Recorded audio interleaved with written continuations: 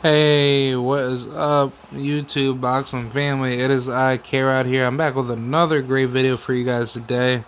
Um, let's talk about it, man. Jamaine Ortiz versus Lomachenko. Could this be a potential boxing upset? And I'm gonna be here talking about what I think about this fight. So let's get right into it. Let's talk about it. And yeah, man, let's get right to it. So, Jamaine Ortiz, for those of you that don't know who he is, he's a very, very good fighter.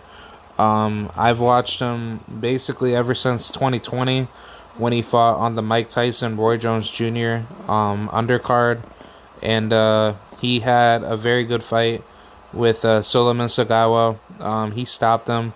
That was a very, very good fight, by the way. He got the WBC Silver Lightweight title, which helped him get closer to the title. So, very, very good fight. I had a very good time watching that fight. And then heading into the Joseph Adorno fight, this is like one of the best fights I've watched.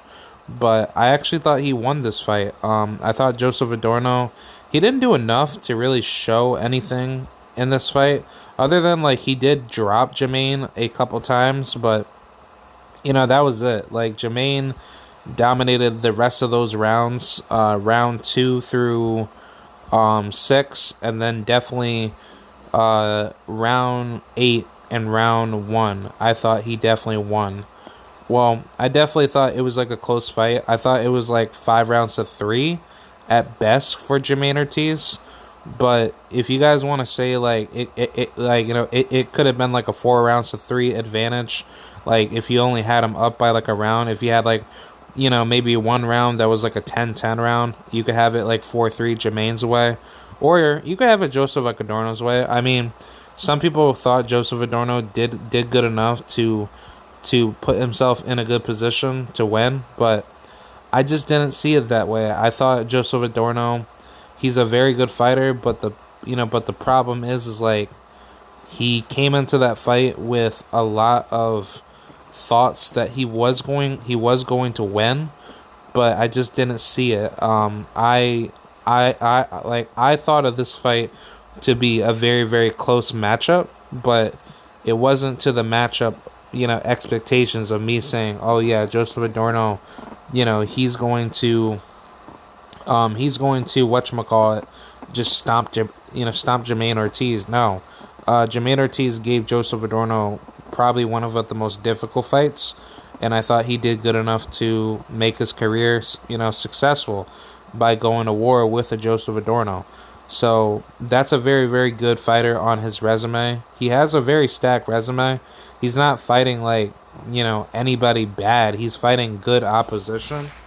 But looking at the recent fights, he also fought guys like Nahir Albrecht.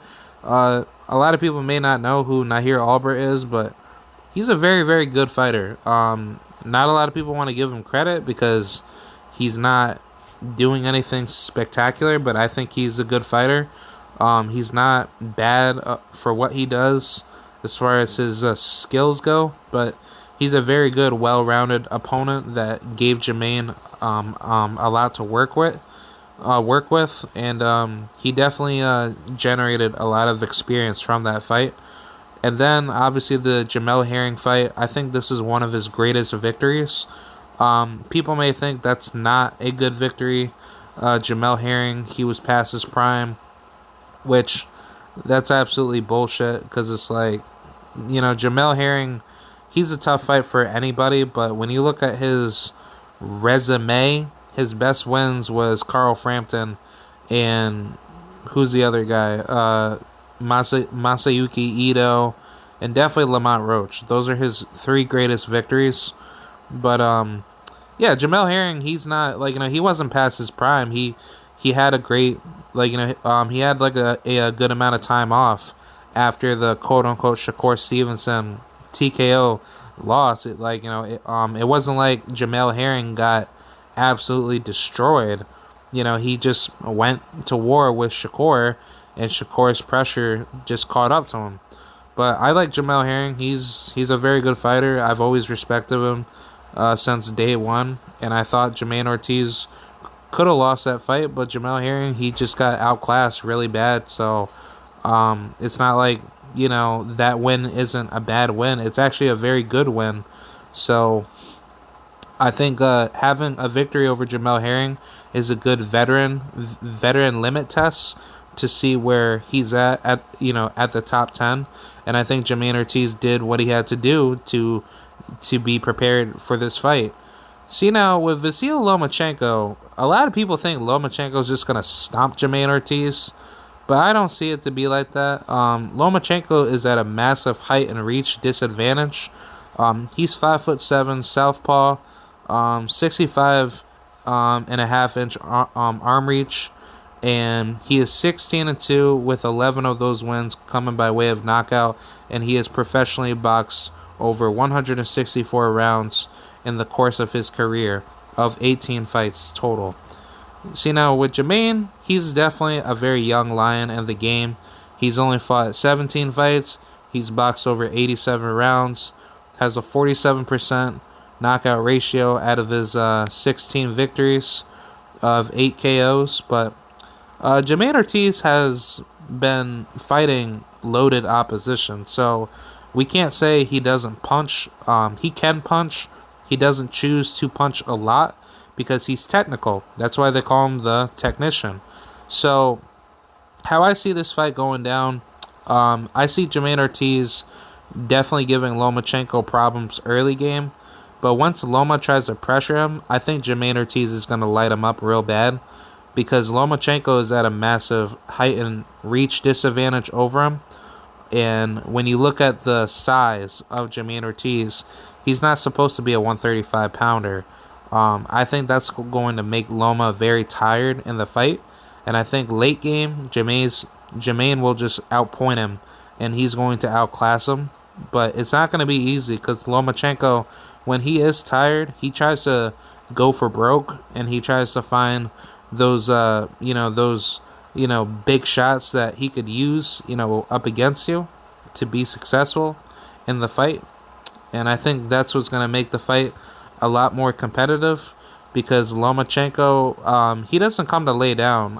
That's something that I can respect out of Lomachenko. But when you look at his recent fights, he's only been active twice out of 2021.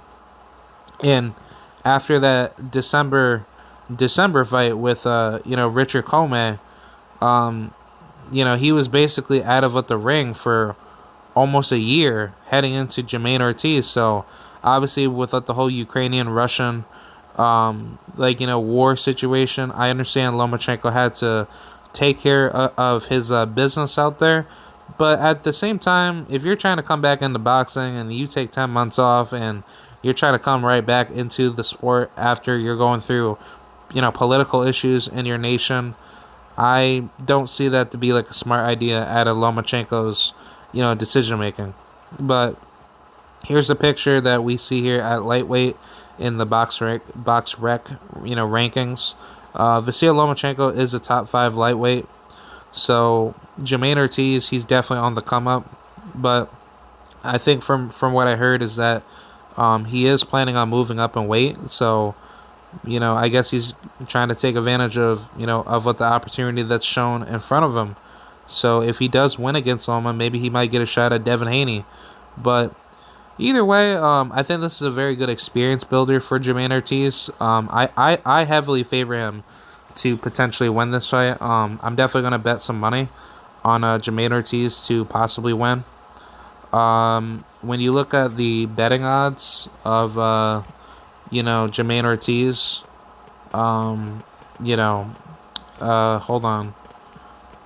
hold on, give me 1 second. The betting odds are definitely high, I know that. But let's see what Lomachenko is betted for, or Jamaine Ortiz. This is coming from Box.live, but if you bet on Lomachenko, especially 1 out of 20, you are negative $2,000, which that's really bad. But if you have a draw to be betted, that's $2,300. But if you got Ortiz of Lomachenko beating him. Or actually, no, if you bet for Jamaine Ortiz, you actually win $1,000. So, you know, the betting odds are definitely high on Jamaine Ortiz. And I'm definitely looking forward to seeing what he could do. Because if he could definitely make a good, you know, account for himself, you could definitely make a lot of money. And I'm definitely going to be betting on this fight. I don't bet a lot. I only bet on certain fights that I think could be winnable. But Lomachenko is definitely the heavy favorite. Ortiz opened up as a 7-1 underdog plus 700, which shorted him by 4-1 by $30. So yeah, this is actually insane. I'm actually gonna look at other odds that are here. But yeah, if you bet on Jamaine Ortiz and he beats Lomachenko, you win $1,300. Yeah, you win $1,300. So I'm definitely taking a massive bet on this. I'm not gonna bet super duper high. I'm probably gonna go maybe $50, or probably less. I'll probably do 25 just to see where where I'm at. But I'm definitely taking a lot of I'm definitely taking a lot of advantages of what I could do. But yeah, this is a good fight, man. A lot of people are sleeping on Jamaine Ortiz because they really think Lomachenko is just gonna dog walk this guy and just dominate him. But I do not see it to be like that. And if I am correct, I will definitely win a crap load of money. But it's not to say that Jamaine Ortiz is just gonna have like an easy outing. It's gonna be a difficult fight. But I think Lomachenko, knowing that he's not like this is his very first bet. This is his very first fight coming back into the mix. This isn't like a really good fight to get right into because Jamaine Ortiz, he was staying he was at least active this year back in May. So it's not like Jamaine Ortiz. He's severely coming in inactive in this fight. He's actually gonna have a ring activity advantage over Loma because he actually has been keeping himself in shape and prepared for the fight. So for Lomachenko to take 10 months off leading up to this fight, Jamaine Ortiz should definitely surprise Lomachenko with a lot more problems that Lomachenko will probably fail to not figure out, in the fight. But yeah, man, definitely take a look at this matchup, man. I think Jamaine Ortiz is a bad style matchup, even though that I don't really pick that many southpaws to really lose against orthodox fighters. But Lomachenko is not a very destructive southpaw. He's like a medium rare type of southpaw breed where he doesn't use any southpaw abilities. He just fights southpaw in the sense of that's where he's comfortable at, but he's not at the level of expanding his southpaw skills to be a heavily destructive leveled southpaw, if you get what I'm saying. If Lomachenko was if Lomachenko was a very good southpaw to the point where his skills and his IQ and everything that he has in the toolbox was too much for Jamaine Ortiz, then I would pick Lomachenko to defeat Jamaine Ortiz. But I don't see it to be like that. I think Jamaine Ortiz will get the victory, and I really hope he does win because I'm definitely gonna put some money down, and I hope he does get this victory because I know that for me at least, I believe in him, and he knows that with the support that I give out to him and other content creators, I'm definitely rooting for Jamaine Ortiz to get the massive upset victory. And if he can, this will be probably one of the greatest victories since Mike Tyson versus James Buster Douglas. So obviously I don't compare it to that, but this is a good analogy for it. So much respect to Jamaine Ortiz and definitely Lomachenko for having this fight made. This is going to be a absolutely loaded card. For those of you that don't know who's on the card, there's a lot of good talent on this card, guys. Don't be fooled. You be getting some really good fights here. But yeah, let me take a look at this undercard and then I'll wrap this video up. But there's a lot of great talent here. there's a lot of destructive talent. And as far as what I know, he got you got guys like oh yeah. This is definitely a very good fight. Very good fight card. But like, let's talk about it. You got Delonte Tiger Johnson. He's coming back. He's gonna fight up against Esteban Garcia. Um, he's a very good fighter. He's a decent fighter. He lost to Jesus Ramos Jr. back in the past 2 years ago. But yeah, this is a good fight, for both guys actually. So definitely like how Delonte Tiger Johnson is being moved. He's 5-0, maybe soon to be 6-0, and I'm definitely favoring him to dominate Garcia. Richard Torres Jr. versus Ahmed Samir Hefny. I don't know too much about this guy. I think this is gonna be like a very easy win. He actually, no, this actually might be like a tough fight for Richie. Yo, because he actually had like a split draw. Yeah, this is like the Middle Eastern dude that had a tough fight with Dakari Scott. So, oh man, whew, yeah, that's gonna be a very good fight. But that'll be like a 6-rounder though, unfortunately. But yeah, this is a heavy loaded veteran. So very good matchmaking for Top Rank. Definitely like this fight for Richard. Obviously not a super duper difficult fight.